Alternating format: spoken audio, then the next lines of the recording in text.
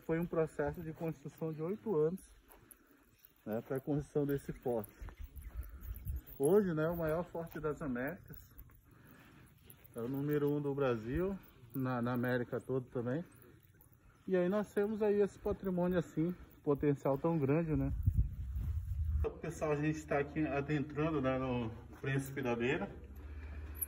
Aqui era considerado o portão principal, mas historicamente ele não teve a função de portão principal, porque o pessoal trouxe na época as masmorras para cá, né? Trouxeram as masmorras, e aí então ele ficou meio que segundo plano esse portão aqui. Os caras fechavam esses portões, isolavam essa área aqui, porque aqui era a masmorra e aqui era o chamado corpo da guarda, né? Então os soldados ficavam nessa sala vigiando os prisioneiros aqui nessa masmorra.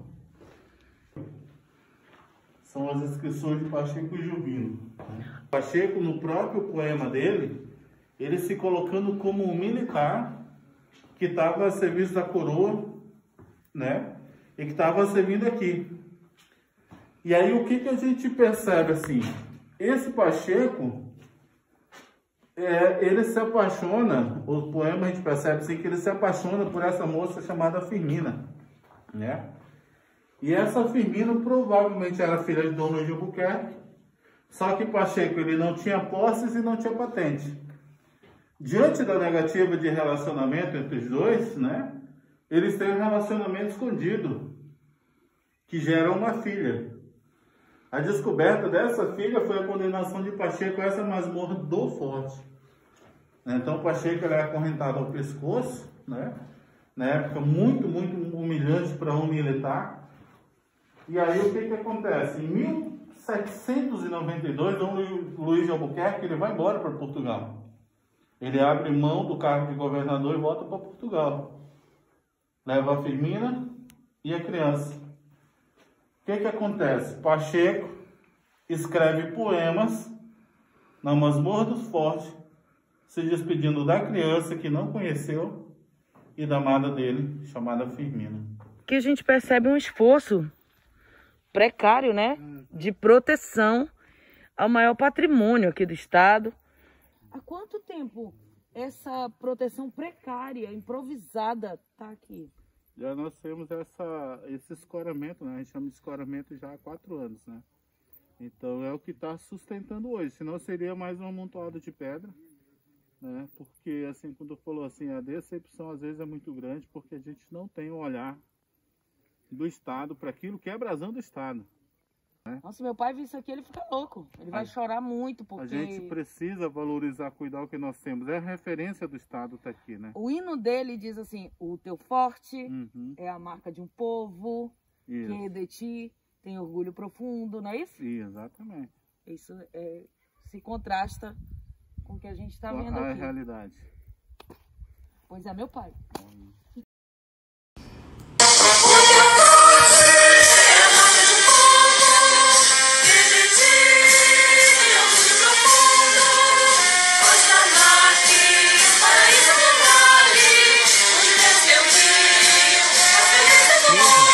Na época era muito seletiva, né?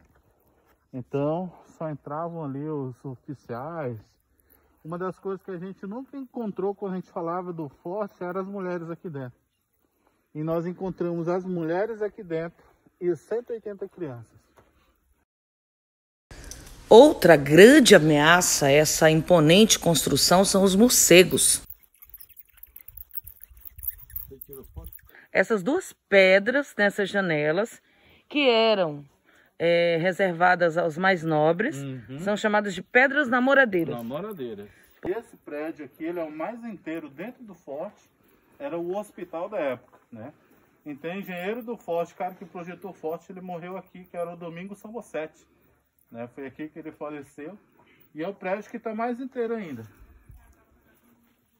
Esse portão ele foi mais importante que aquele que nós entramos, porque ele está mais próximo do rio, tudo entrava e saía por aqui, o fluxo era aqui. E essa tampa de ferro aqui está escondendo o poço que eu falei para vocês. que recebia água de lá, enchia aqui, e aqui ele distribuía para as duas latrinas, que ia encontrar numa tubulação de pedra lá fora, que levava para a beira do fosso e para um canto, né? O que eles fazem como segurança de proteção para a casa dos chamados nobres? Construir os casarões dos chamados inferiores, que eram dos soldados dos escravos, mais próximo da muralha. Se passasse alguma bala de canhão por cima, atingiria a casa dos inferiores e não a dos nobres. Primeiro, depois Eles planejaram para 56 canhões. É provável que não tenha tido 56 canhões. Só que os primeiros canhões chegam aqui 25 anos depois que o forte já estava abandonado. Assim tu não percebe muita coisa. Só que assim, tenta se alinhar na janela aí e olhar para lá. Aqui, ó. Incrível. Tu tem a primeira janela e tu tem a última lá. Isso aqui a gente chama de corredor do vento. A engenharia dos caras daquela época. A gente tem aqui, na verdade, uma leve inclinação da muralha, né? Como a gente estava mostrando, que é a autodefesa do forte, né? Então, da base até em cima, ali, a parte da cinta, a muralha, ela era possível, né? Se tivesse um cara bom de escalada, ele ia escalar até essa parte da cinta. Mas quando ele chegasse na parte de artilharia acima da cinta, ele caía sozinho, né? Porque o corpo ele ia perder o equilíbrio, ele ia cair. Então, por isso que é chamado também de sistema Vauban, né? Que foi o francês que idealizou, né? Alguns fortes desse modelo aí, com autodefesa. O Elvis é guia turístico. Ele, o irmão e outras pessoas da comunidade quilombola do Forte Príncipe da Beira é que fazem esse trabalho de proteção da memória. Os quilombolas vivem tempos de paz graças a um termo de ajustamento de conduta, mas já foram duramente perseguidos, duramente humilhados. Eles estão em todo o entorno do forte. As dificuldades que a comunidade em si ela passou muitas vezes aqui foi desde a privação de trabalhar, né? Colocar uma roça, o direito ao próprio acesso à escola, que hoje está dentro do aquartelamento, né? Então ninguém podia fazer roça, ninguém podia entrar na escola sem a identificação, sendo que a escola antes não era dentro do aquartelamento. A comunidade ela não podia pescar, né? Porque tinha essa fiscalização em cima.